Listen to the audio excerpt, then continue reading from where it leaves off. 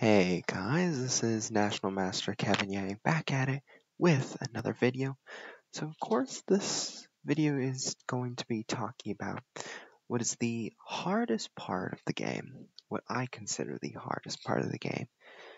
For now, I mean, the end game is of course extremely hard to study, but when you want to improve, when you go from that gap to, let's say, 1200 to like 2300, whatever rating you go by, it really starts with the idea of, okay, everybody can say the same lines, everybody can play the same opening, but it's that matter of thinking in the middle game that really differentiates one person from another. Like coming up with the plans that are productive, coming up with the strategy that has some sort of effect. That is the hard part. And let me tell you how I think of the game. So, to me, the opening is important, but not the most important. You can get a slight edge out of the opening, but there will be rarely any time at the top level that somebody just wins right out of the opening, right? It really comes out of the middle game where, okay, you might get a pawn or two, you might get really ahead in strategy, but it's really mostly determined at the middle game. At the end game, you still might get chances to win, right? Through like technique, through grinding it out like one pawn with an extra pawn or whatever, but most of it happens at the middle game. So let me show you what I mean by this sort of planning. So I will showcase a game between two grandmasters, one of which, the white pieces, is the world champion Magnus Carlsen. With the black pieces is a Spanish grandmaster, David Anton Guijarro, and let us see how it goes. So, as I say, the best opening to showcase this sort of planning is probably found in what is called the Roy Lopez or the Spanish game. So I feature this opening a lot. It's sort of a very slow game. It sort of entails this sort of maneuvering and this sort of planning. So in this game, let's sort of, so I talk about this opening of d3, protecting the pawn. After bishop c5, you might think, take here. If white takes here, pawn takes, right? So for example, if white takes here, pawn takes, knight takes pawn, queen d4, right? And the bishop and the queen sort of eye this f2 square, so you don't want to take on c6. So after c3, d6, knight bd2, castles, you can notice that both players are starting to shift into the middle game.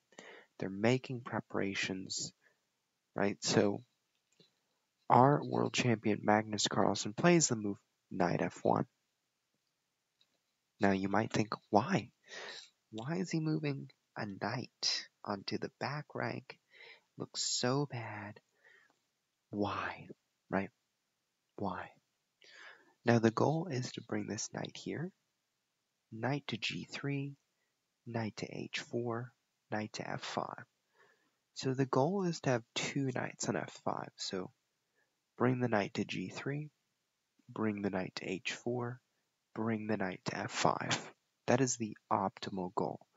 Some people say a goal is also pushing d4, right? Getting the bishop back to the square c2, bishop c2, move d4. So after d5, right, black is sort of challenging the principle. Black is saying, okay, you're not ready here on this back rank, so let me just challenge you in the center. So with the move queen e2, after taking, white avoids a sort of trade. And after b5, you can notice that white's very cramped, right? But this sort of planning will prevail. And after knight g3, a5, a3, you can see right now white's not doing much. White is sort of just like preparing the cards in his hand. So after rook b8, castles, pawn takes, b4. Now, at this moment, white really has no weaknesses in this position, right? And so the idea of knight going to f5 is very gradual, and sometimes the plan will change, right? So in this case, the plan changed a little bit because black wanted to break through, right? But now white has some chances because after bishop a4, threatening the knight, rook b6, takes, knight takes pawn, threaten the rook, rook e6, bring the bishop out.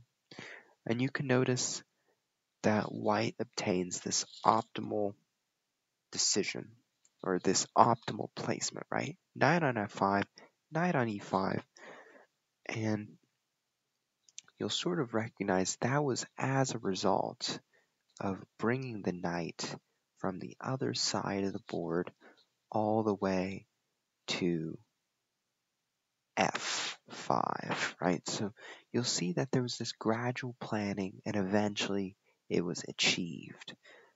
So it's not easy, right? The plans will always change in a game depending upon how your opponent will move, right? So after every move, you have to think to yourself, does my opponent have ways of stopping my plan? And if there is, how can I sort of change my plan a little bit, or how can I sort of develop an alternate plan to be as effective as my original plan? Right, so in this case,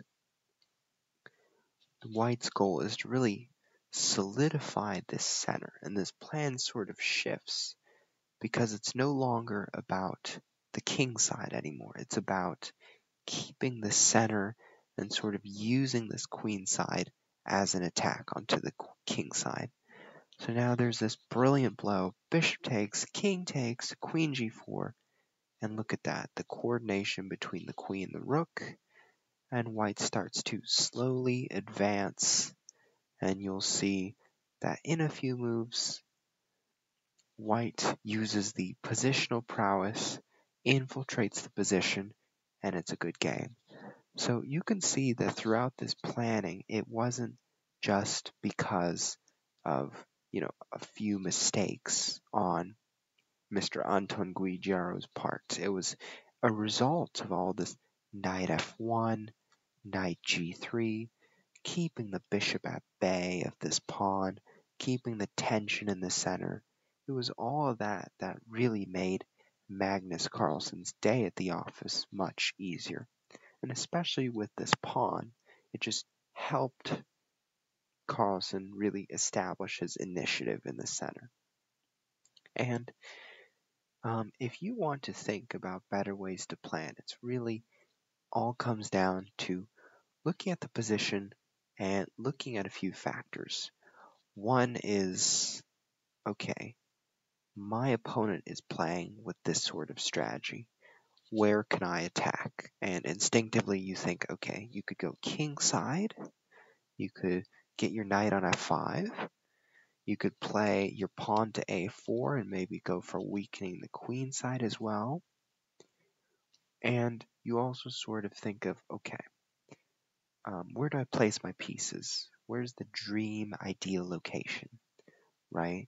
And so that's how players realize that, okay, my knights belong on f5, my bishops belong on this diagonal, and it's sort of this decision making, right? You gotta sometimes pivot your decision making a little bit, and sometimes you keep with your plan.